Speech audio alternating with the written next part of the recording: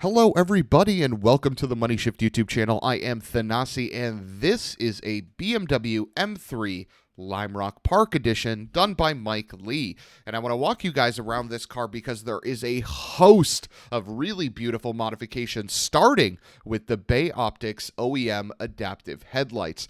These quad dual row Vision 6K rings, dual carbon fiber switchback LED eyebrows, among a host of other things, make these really, really nice pieces to bring this front end into 2020. And keep in mind that purple hue. That's going to be a common theme throughout this car.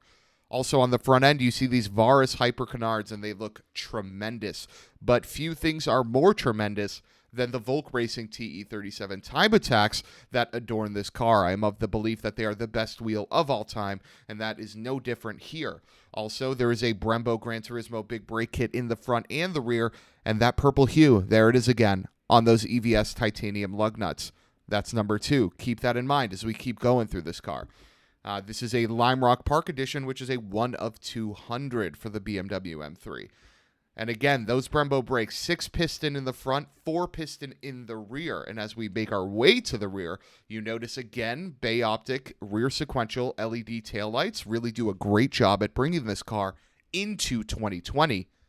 But also, this Vorsteiner VRS wing. Now, this wing sits on OEM BMW M4 GTS uprights, and it really does look great. It kind of does make this car look a little bit like an M3 GTS. And don't worry, this is not the Lime Rock Park trunk lid. That's a different one. But did you see those titanium bolts there? That theme, it just keeps going. Look at the orange on the M3 logo. This Amuse logo also features orange. There's an incredible amount of cohesive modifications on this car. Michael did an amazing job at tying everything together. This Varis carbon rear diffuser goes with the canards in the front and is an incredible piece. It fits beautifully, and it looks really, really nice. But nothing is more beautiful or nice than this Ericsson Amuse titanium exhaust. This model is specifically the M480 model, and holy cow, would you just look at it. Not only does it have a wonderful titanium burnt on the body of the muffler, as you can see right here, but the gold rings on the exhaust are an Amuse staple, and they look bitchin', and it sounds awesome. This car is dynamite, as you'll continue to see throughout this review. However, an interesting thing when it came to this M3, which apparently is a BMW thing, and you'll get to more BMW things as we continue, but where the fuck is the clear here? This is matte, folks. You can see it very clearly there. There's clear on the outside of the car, but no clear coat on the inside. Why is that? If you guys know, drop me a line in the comments. I'm actually very curious as to why that's a thing.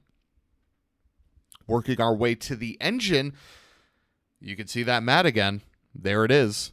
But you'll be largely surprised to learn that this is a naturally aspirated M3 still, and the modifications are really, really restrained. So this car has a Dynon carbon fiber intake elbow. It has an E-Venturi carbon fiber plenum, an E-Venturi carbon fiber lower air diverter, remanufactured lifetime throttle actuator unit, Turner Motorsport underdrive pulley. Look at those purple nuts. Everywhere, everywhere. Titanium. And it just ties in the whole car, guys. It's beautiful. But let's make our way to the interior, where this car's modifications don't end. A lot of people stop when it comes to the interior, but not Michael.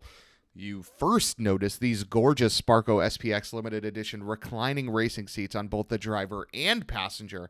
And then, how can you miss that Studio RSR roll bar? Beautiful and fire orange, which closely matches this car. Add to that a Turner temp gauge, and you have a place that feels like it could have released in 2020. I mean, this doesn't look modified, but something that is just hilarious with BMWs for me of this era was the fact that this is a 1 of 200 car, and it doesn't have a rear view camera.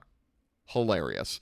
Continuing on in the interior, though, I cannot stress enough how OEM this felt. Everything felt like it belonged. That gauge cluster is not stock. They're not orange. Michael did that. The stitching on this dash, not stock. Michael did that. But it goes with the car. It just feels like it belongs. And that is a common thread with this. This feels like BMW released the M3 in 2020. That's how OEM Plus, well, maybe except this Amuse shift knob, which, by the way, is gorgeous, but that's how everything feels. Now let's take it for a drive so I can show you guys what I think about this car. Okay, welcome to the backroads portion. Let's start with a little pull.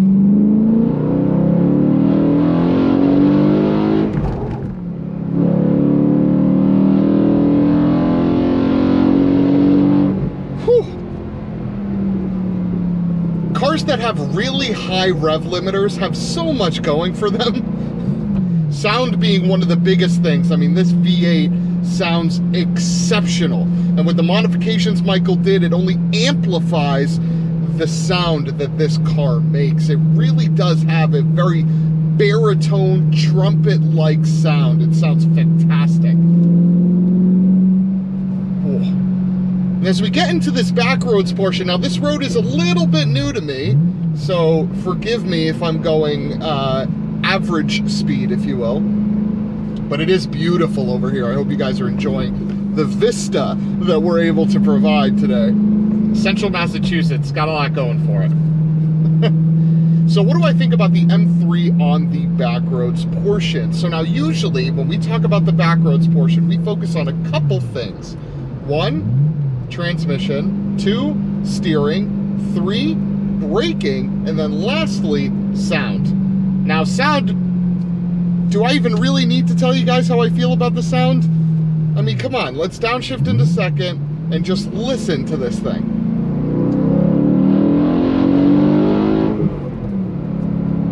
I mean, enough said. The sound is exceptional. Between the engine noise and the wonderful Amuse titanium exhaust, this car truly is the complete package. I think one of the things that I most value about this car is that everything has been perfected while maintaining the ethos of what the E92 M3 is. I'll get into that later on, but I just wanted to crush the sound portion for you guys. This car is a 12 out of 10. I think it's the best sounding car we've had on the channel. And we've had some pretty good sounding cars on the channel to date already. So how's the steering? I think BMW, we've talked about this in the 2 Series Grand Coupe review, and I'm sure we'll continue to talk about it. BMW is one of the better companies in the world at conquering steering feel. And this was in an era where steering feel still wasn't fully electric, so this M3 is just even better. The weighting is perfect, it is incredibly precise, the car is super quick to react to any inputs. It truly is a fantastic steering rack and overall steering experience. I mean, this steering wheel also does a great job to enhance the feel of the backroads portion. So 1 and 2 out of the way, both dead ringers. What about this shifter? So this is a modified mechanism. So this is an entirely new shifter for this M3, and it includes this gorgeous Amuse R1 Titan shift knob. So how is it? And apologize if the video doesn't perfectly match me talking. I mean, I have my hands right now out and about, but we're stopped at a stoplight. So you may see some video where we're still going, but my second camera was admittedly down for this review, so you guys will just have to bear with me a little bit on matching up the videos. So back to this transmission. So again, this is an updated unit. This is a brand new mechanism. And how does it feel? Well, usually with these new shifter assemblies, they are incredibly mechanical, and this one is no different. It is very notchy, very direct, and not too short. Oftentimes with these new shifter assemblies, you have too close of a shift, but this one has a throw, which is really nice and well received. I'm still getting used to this sort of clutch engagement. It is very nice in terms of the weight to the clutch, but the feel is something that does need a little more getting used to for me to perfect. But overall, it is a really nice system to use. I think just hopping out of the FK8 and into this car, it did create for an overall different feel and different experience, which makes sense. I mean, this is a largely different car than a front-wheel drive hatchback is. The last thing we're going to cover on this backroads portion is these brakes. As you get into back roads like we have here, which are incredibly twisty, you often rely on the brake pedal, right? And after some severe braking, usually the brake pedal either tends to fade or maybe you even lose them if the brake boils, or the brake fluid boils, excuse me. But in this car, thanks to the upgraded 6-piston in the front and upgraded rears, it's no problem at all. The feel, while a little numb to start, once you get into that braking, is incredibly progressive, is incredibly confidence inspiring. This car under heavy braking doesn't shake, doesn't shudder, it just stops in a straight line, which is incredible, especially when on back roads like these, you might be braking when it isn't optimal. I think I might come around a corner here and realize I want to scrub off speed, and I can do that because the car is incredibly stable under braking. I'm not worried about, you know, a nosedive or warped rotors or anything like that. It is incredibly solid. So for a review, the car sounds amazing. The car sounds amazing. The car sounds amazing, and the car drives amazing. The E92 M3 overall is an amazing car on the back roads, but this one just takes it to another level. But as we've seen in the past, cars that do incredibly well on the back roads portion can falter on the highway portion. There's a few reasons for that. One could just be overall drone. One could be suspension setups that just are set up for back roads and track use, tend to not be comfortable on the highway. And then two, it just could be a chore to drive. But how does this car do? Let's find out. All right, everyone, we're heading into the highway portion, and you know the drill. Whenever we have a car that sounds the part, we include the on-ramp portion, and include we shall. Here we go.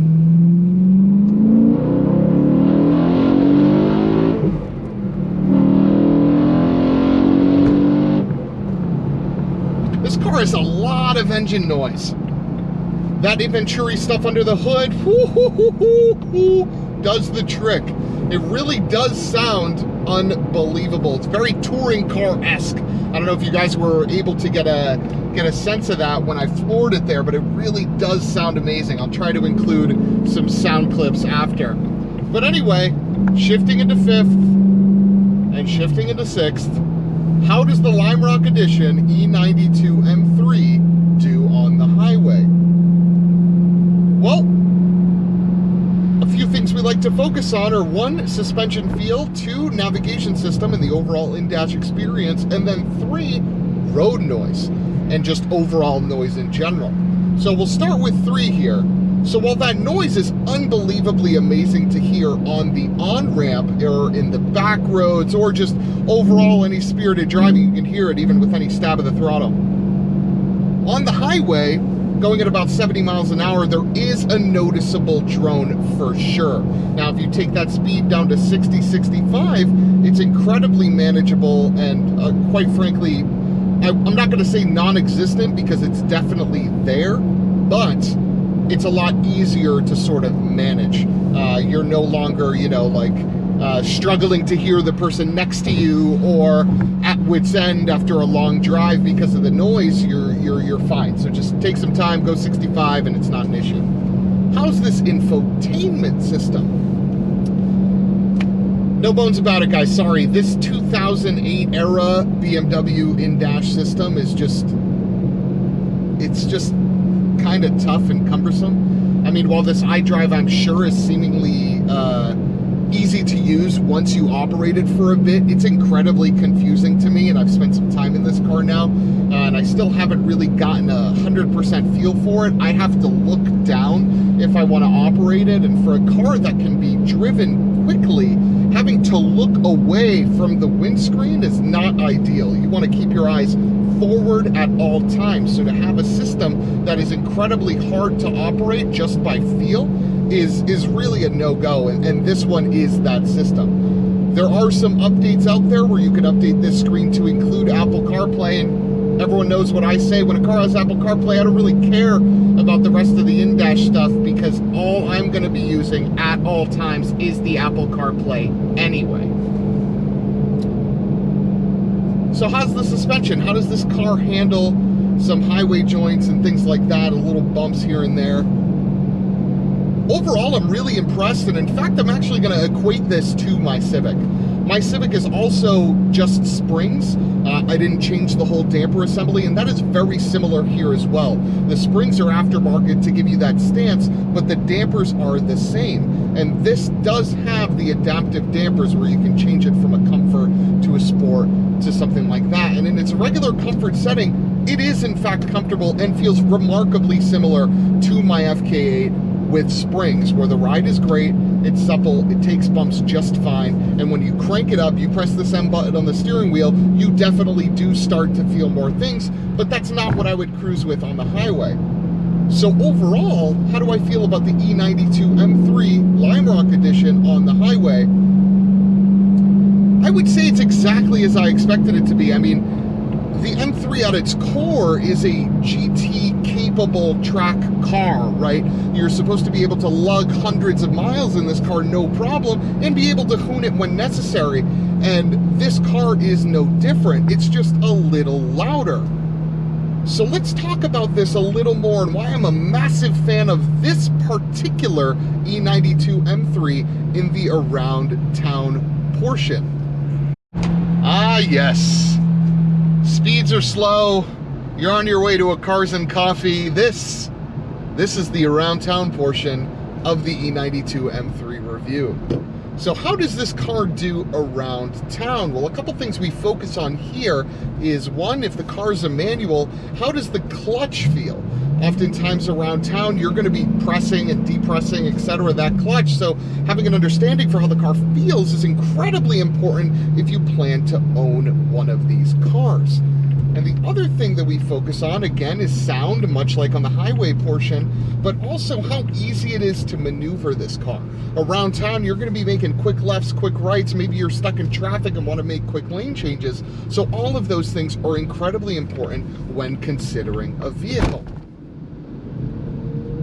So starting off, how is the clutch in the around town section of this test? If you had to depress and press this clutch all the time, maybe you're stuck in traffic, maybe you're in a red light heavy or traffic light portion, how does this do? I'm pleased to report that while it does have a little weight to it, it is still incredibly light and easy. There is a initial weight that you have to deal with, but once you're past that threshold, foot goes right to the floor and you're in business. So yes, if you're in heavy traffic for hours, you might have an issue, but just putt-putting around town, you'll be just fine. And thanks to this mechanical shifter, or this new shift assembly, excuse me, it's just very easy to operate. And we talked about the steering in the backroads portion, and because of how direct and nicely weighted this is, the car is very easily able to maneuver, and it has a decent turning circle. It's not too shabby, especially for something with aftermarket wheels on it that might limit its turning radius due to rubbing or things like that.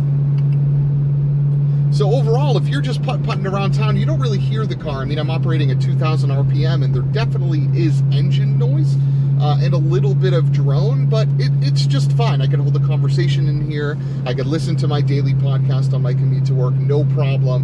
And you better believe if you have a stock E92 M3 that that's not even going to be an issue. I mean, this car sounds spectacular thanks to the Venturi stuff under the hood and thanks to this fantastic Amuse exhaust. But if you have a stock example of this car, you won't even have that drone issue. So now I want to talk a little bit more about why this M3 specifically is something that really resonates with me when I think about modifying a vehicle. Why do I like this car so much? Why is this something that resonates with me when it comes to modified machines? Well, the answer is pretty simple. I mean, when it comes to modifying a car, one of the things that I really look for in my approach to modifying cars in general is to build on the original ethos of the car and not change the recipe. So when I had an S2000, the engine remained largely stock. The upgrades were to suspension, were to brakes, were to wheel tire, right? Because that car is a naturally high revving, not necessarily the fastest, but that's not its intent. So naturally aspirated screamer. And this car isn't much different. So the V8 M3 to me is a naturally aspirated screamer that has the ability to get down and dirty on track, but can also chug miles off, right? So when modifying a car like this, you're building on a couple things. One, sound. You really want to extract every ounce of wonderful sound out of that V8. And Mike did that. I mean, between the Venturi stuff we covered before under the hood and this fantastic Amuse exhaust, this car sounds like it's supposed to sound, right? You hear the baritone V8, you hear the engine noises. It's just overall a really, really great experience to be a part of. There's no power adders. When a car like this was designed with the engine it was, in my view, in my opinion, you retain them, right? When BMW made the E90 and E92 M3 with this 4.4 liter V8, excuse me, I don't remember right now. It's of my opinion that they created a car that was not really torquey, but had a lot of power above, and that was the intent. So when you change that by adding a supercharger to bulk it up down low, or turbos to just gain more power everywhere, in my view, you're sort of tarnishing what BMW created. So the fact that this example has a largely stock, wow, sorry, that was a lowered Cadillac DTS, absolutely hooning. That's hilarious. But when you do that and you don't have any power adders that aren't, you know, a turbo or a supercharger or anything like that, you're retaining what this car was. So the fact that, I mean, when Mike handed me the keys, he was like, you know, the engine's largely completely stock. And I was super excited to hear that because, one, these things don't need power. They're incredibly fast as is. And two, it's just what the car was from the factory, you know what I mean? So you're building on that by giving it the sound that it deserves, but you're not changing the power curve of the car. You're just enhancing it, if that makes sense. And the other modifications play to that as well. The springs do an incredible job at giving this car a stance, but also reducing some of the body roll that the E92 M3 has out of the box. Add to that all the chassis bracing, and you have a car that's just wonderfully planted and incredibly stable. Add to that a better braking system and upgraded front and rear guys, and you have a car that stops better than stock, but it builds on what it was stock, right? There isn't anything crazy here. There's no hydraulic brake or anything like that. The car is what it is, right? So that overall is why I'm a massive fan of this car in particular, because not only is it based on a tremendous chassis. I mean, the E92 M3 is just a mega car, and if you guys are considering one, I certainly would recommend it. And we'll get into what it competes with later on. But if you're modifying a car, keep the ethos. Keep what it was supposed to be. Be this. Enhance on the car's visuals. Bring it into the modern era, but retain what it was. That's why this car is so special, because not only is every little bit addressed, from titanium lug nuts to screws to lighting to all of that, but it is what it is. It's still an M3. I don't feel like I'm driving a different car, and that is the best part. Thank you guys, as always, for joining the Money Shift YouTube channel today. If you liked this video, leave a like. Consider subscribing to the channel. I would greatly appreciate it. The growth in this community has been phenomenal. So thank you guys for sticking around, for subscribing, for watching, for commenting. I appreciate it. It's truly awesome. And hit me up in the comments. What car would you buy? Would you buy the E90 or E92 M3? Or would you buy a 911? Would you buy a Corvette? Would you buy a lightly used Aston Martin Vantage? What would you buy if you had to get a car like this? Let me know. Let's have a discussion. Thanks for tuning in, guys. Again, I am Thanasi, and we will see you next time. Drive safe out there. See ya.